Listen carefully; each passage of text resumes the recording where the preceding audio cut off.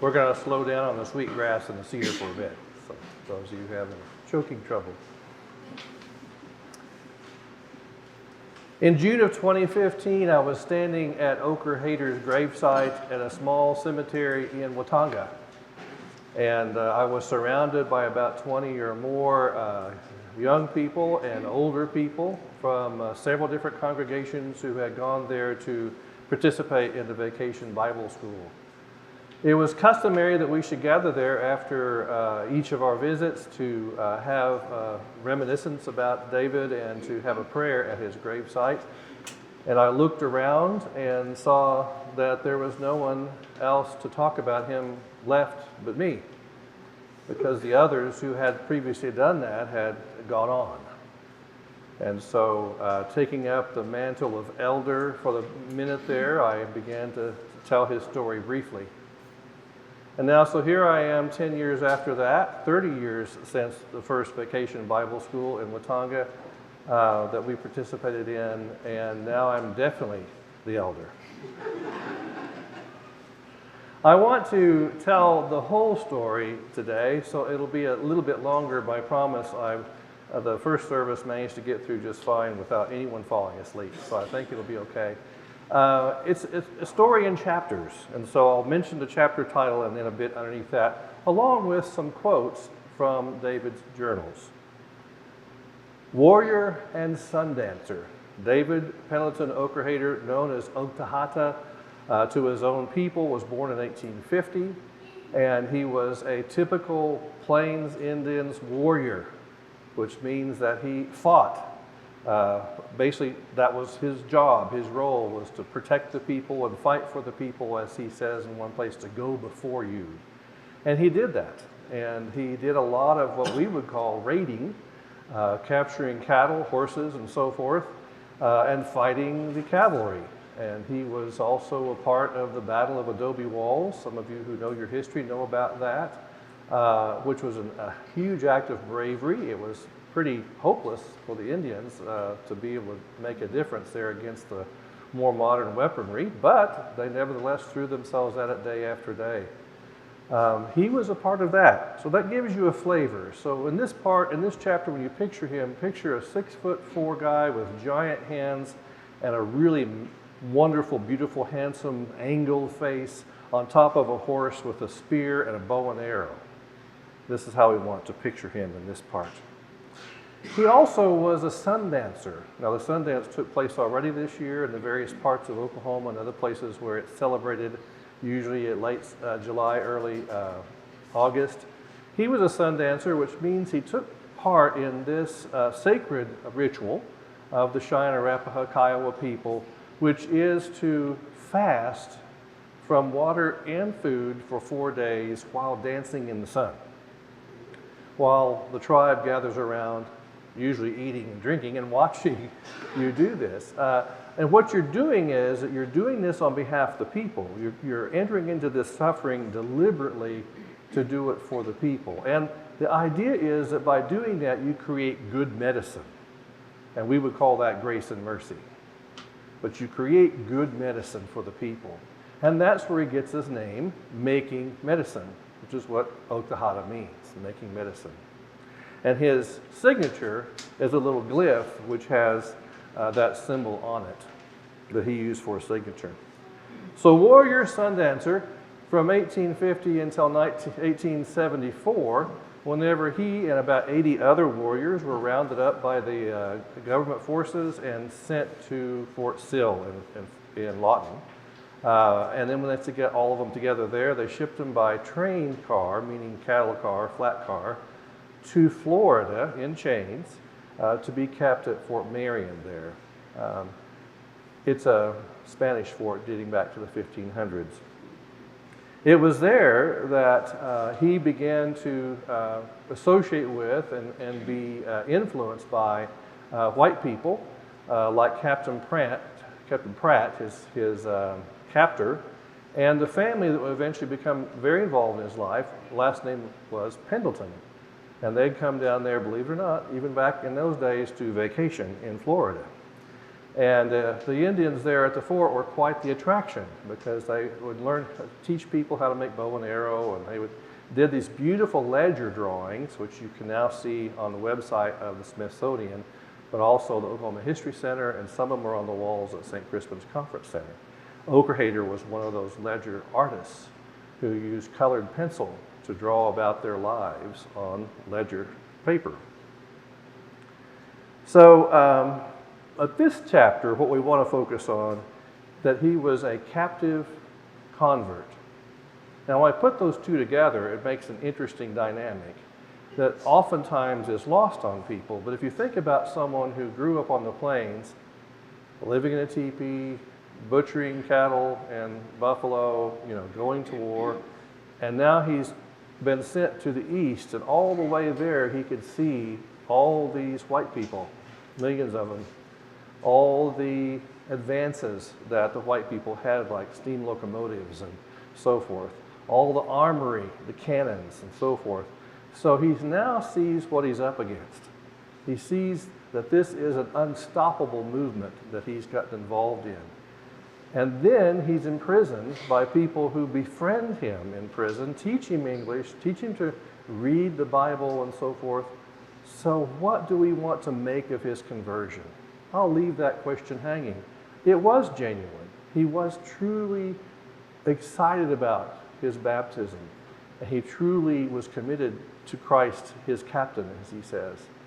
But it was done in the context of being imprisoned and taken away from his home and his people.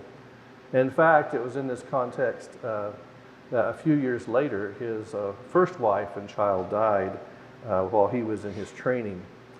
So he left Fort Marion and went north to Syracuse and to Grace Church there, and to also another church nearby, to do his training under the tutelage of a priest named Wicks and a woman named Nellie Burnham, who was a ECW person sent to be a missionary.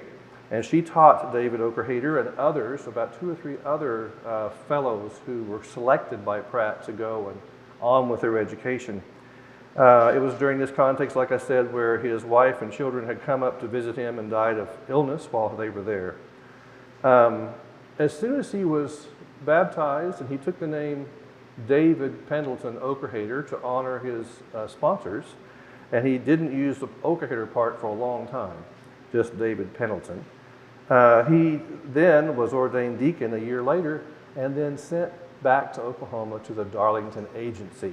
And when I say Darlington Agency, it's the Indian Agency, and you want to picture a current location of the Lucky Star Casino. Pretty much.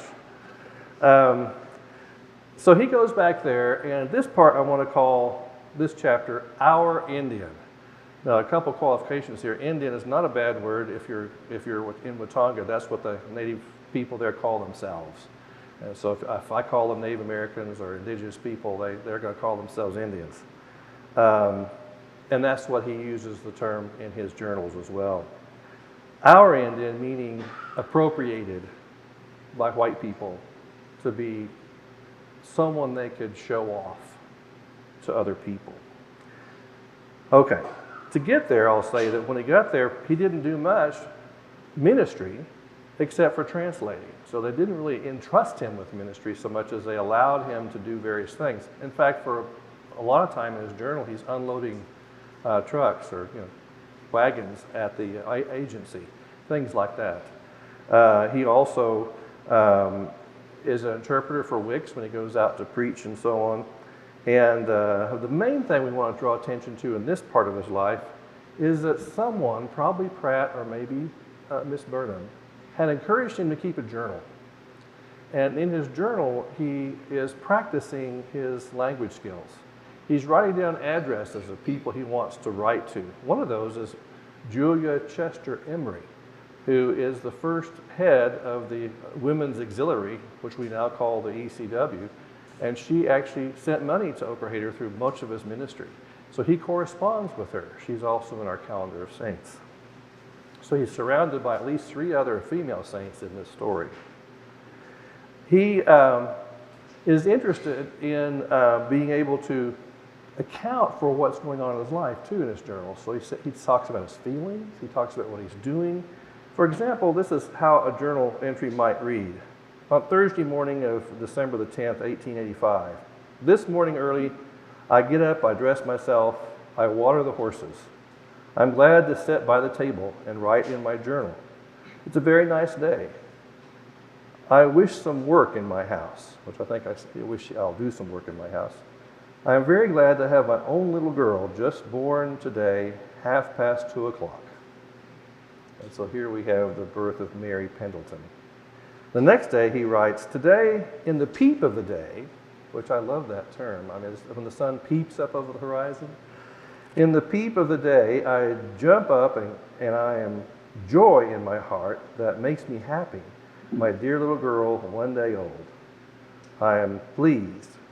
I think that in about 6 years old time, she will go to school somewhere and take a walk down to the agency. I sent a letter to the post office. When I come back home, Indian people tell about some home to eat dinner with me. I think he's saying he's got a whole bunch of people coming to bring him food. Weather, cold. Well, you see an example here of what he does, and it's a little bit broken during these early ones. Later on, in the later ones, years later, his English becomes very good. It's his handwriting that gets more difficult as time goes on. This practice also, I believe, became a spiritual practice for him.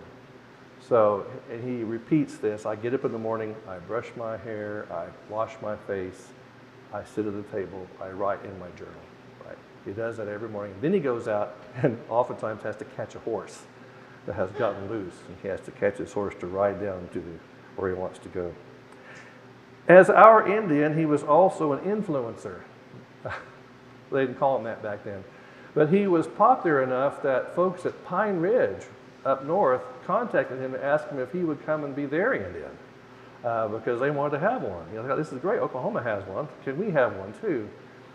Meaning it was a kind of an honor to be able to represent Christianity as a Native American person, and they were wanting him to come there too. He turned them down, but it was interesting. He also was, Captain Pratt would use him, this is a terribly important part of the story, to recruit children for the Carlisle Indian School.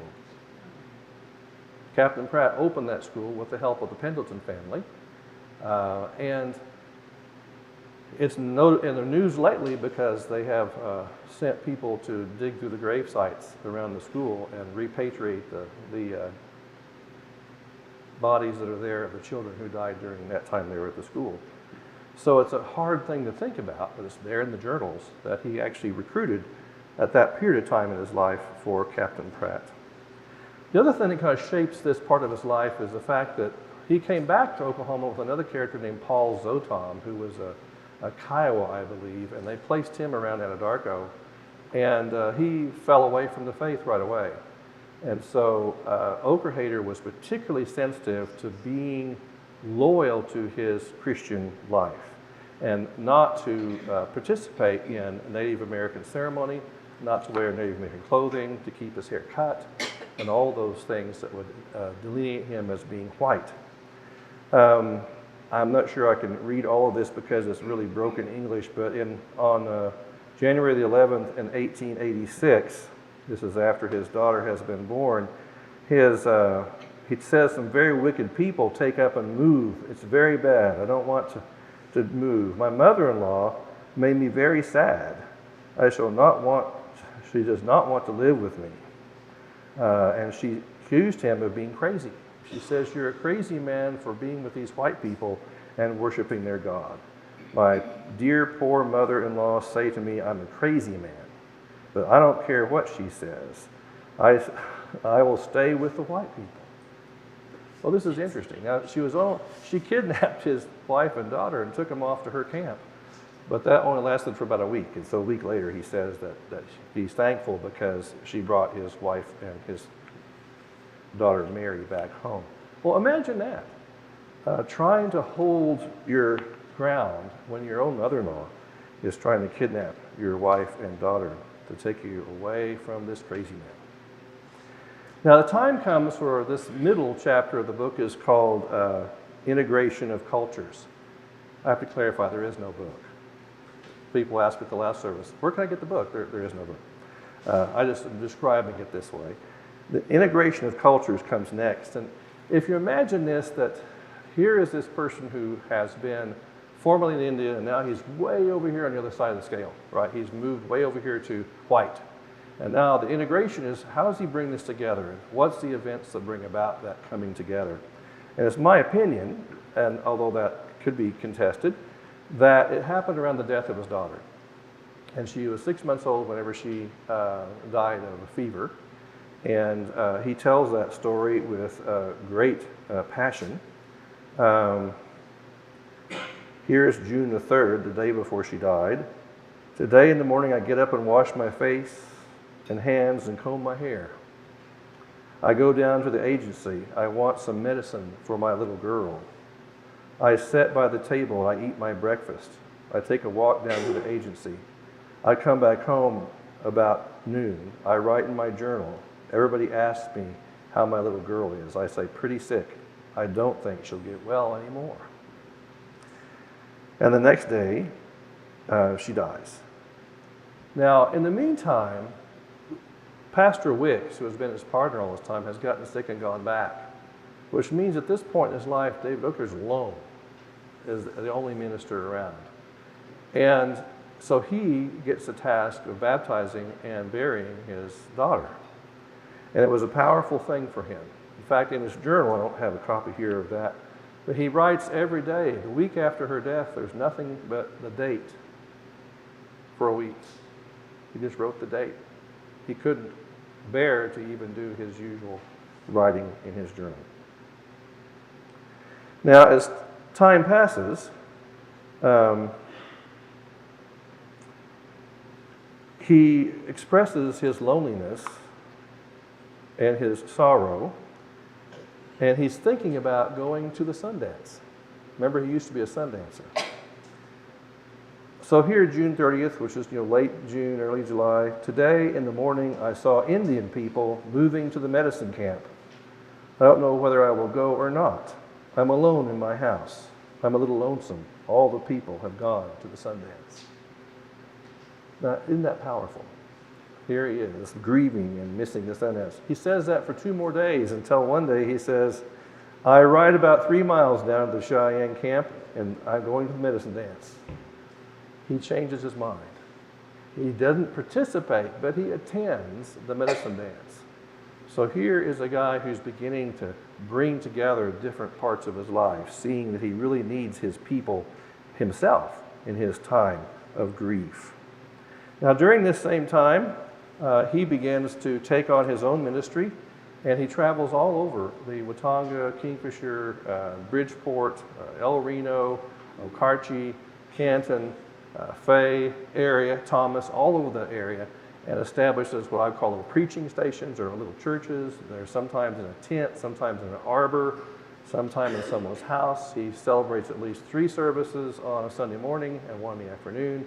And he mentions the names of the people he's going to by their last names, and they're still out there. When we go out there for Vacation Bible School, we recognize the name. There's the black bears, and there's the red hairs, and there's so forth. So they're all there still of the people he was serving. So I'll move on to the next chapter and keep it very quick. This is called Official Collaboration. It takes place, this part of the story begins in 1893 and lasts till 1917. Because in 1893, Bishop Brooke became the bishop of Oklahoma Territory a year after this church was established. And he, surprise, surprise, goes out to the west and finds some guy named David Oakerhater out there. He didn't even know he was there. The church had forgotten him. And so whenever Bishop Brooke goes out there, he says, oh, look. So he involves him in ministry and makes him official and all those things that bishops do. And brings to him also, during this time period, someone to help him named David Sanford, a young priest, who also happens to speak Cheyenne, which makes it really nice. And eventually, a little later on in this time period, Harriet Bedell comes and becomes a teacher in the school. Keep in mind now, for context, the Dawes Act was passed in 1893. And that's the act that broke up all the Plains Indian lands into little pieces of 160 acres, which was the official intent of that was to destroy community and culture of the native people, to force them onto little plots of land so they wouldn't live together. They wouldn't have their tents all in one place and be community. They wanted to destroy that culture. In fact, it was Captain Pratt himself who said that the purpose of his school was to kill the Indian to save the man. He didn't mean literally, it did happen sometimes, but he meant to kill everything Indian in order that he could be American or white. So this is a point in time whenever he is really integrated within the whole missionary effort of the Episcopal Church in Oklahoma. Now, one of the things that happens during this period is in 1907 to 1917, Oakerhater, in an attempt to save his children from the diseases that often they caught in boarding schools, established a day school in a place called Fay, Oklahoma, outside of Watonga, a place several young people, adults here have been. And that school allowed the parents to come and camp on the grounds. And so they'd have their teepees set up there. They would, get their allotment of beef there and butcher and eat and have a sense of community together. And it was working really well. There were anywhere from 40 to 80 kids there at any given time. Harriet Bedell did a lot of the teaching. Oakerhater served as the primary pastor there. Just up the hill from the school was a cemetery where a lot of the Indians were buried, all on the property of Chief Whirlwind, which is where the name comes from, of Whirlwind Mission. But two things happened to begin to make that fall apart. And so I'm calling this next chapter Betrayal. First thing that happens is that the young priest is a little bit outspoken around the wrong people. And if you imagine being a part of any organization where people care about what you say in high places, you can get yourself in trouble with your mouth. And so he did. And the Indian Agency didn't like that he seemed to be stirring up difficulty among the native people. So they got a hold of the Bishop of Oklahoma at the time, Bishop Brooke, and Bishop Brooke withdrew him and sent him someplace else. So one of the partners in ministry Oakerhater had was withdrawn during this time. The other thing that happened was that the government moved against the school and eventually successfully closed it in 1917. So the effort that was most important to Harriet Bedell and David Oakerhater was taken from them. Now I'd like to remind you as we move on to the final part of this story, under the category of betrayal, this is something we seldom talk about. David Oakerhater was a deacon. Now, there's nothing wrong with being a deacon. But one of the things that Bishop Brooke always did is when he went around to visit churches or towns, he would find, back then it was male girls, I'm sorry, but it was guys. He picked a guy, gave him a prayer book and said, hey, start conducting services. I'll be back in 6 months or a year. He'd come back, I'm exaggerating just a little bit, not much. And he'd come back, and if that guy was still being faithful, right, and there was a group of people worshiping, then he would make him a deacon. Just right there, make him a deacon, right? No training or anything, just, you're a deacon. Wouldn't that be nice? And then he would send him to a summer program up in Kansas where he was from. Bishop Brooke came from Topeka, and there was a little school there at the time, and so he'd send him some summer school to get a little more knowledge of scripture and tradition and so forth, usually a year or two of summers, and then he had ordained them priests. That was always the pattern. That's where 90% of the clergy in Oklahoma came from, even those who were serving this church early on. He never did that for David Oakerhater. I'm just curious. Was it because David didn't want that? They didn't feel like he needed it? Or because he was Indian? And I'm not sure we'll ever know. I would venture to guess that his training was very top-notch from where he was trained. Betrayal is the title of that chapter. Now, what also happens next is that they retired Oakerhater in 1918. The word is they pensioned him, so I guess that means that he's retired. I hope that means some money. But he went back to Watonga and lived there until his death in 1931. During that whole time, there was no ministry going on in Watonga to Native American people or in that part of Oklahoma. In fact, there was no ministry going on to any Native people in that part of Oklahoma by the Episcopal Church until at least the 1960s. And then no permanent full-time person until 1992. And no building until 2000 something, 2002 I think. So that tells you a little bit about what that history of the place was and how the folks there see church people coming to do some good, right? So how do we relate to people who have that kind of history? How do we celebrate someone like David Oakerhater, who was right square in the middle of that conflict between white, or as they call it, their dominant culture, and native culture? David was retired in 1918. Bishop Brooke died in 1918. And so things did change after that. One of the people who showed up there in the 60s was a guy named Isaac Mason. And he wrote some things for a little booklet that was made about Oakerhater by Carol Hampton and Lois Clark. And here's what he says. The Cheyenne were highly civilized people who were demoralized by the advent of Europeans. Oakerhater was a strong leader who showed the love of Jesus Christ as he and his people suffered the transition from their own way of life to an accommodation with the white man. Oakerhater did this under great natural difficulties and many times with total lack of support from the Episcopal Church. In biblical terms, Oakerhater was an apostle to his people. As a Cheyenne leader, he was destined to be a peace chief. It can be said that he fulfilled his role in the highest tradition of the Cheyenne people in response to his call while in prison, and he was ever thereafter a faithful disciple of our Lord Jesus Christ. I'll close with this.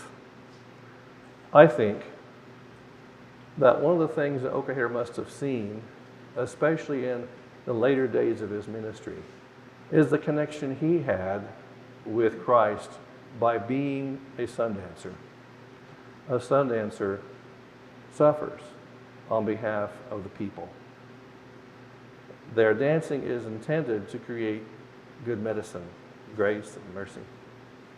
And so I think that the best way we might think about a theology for David Oakerhater would be to say, he discovered Christ the Sundancer. Amen.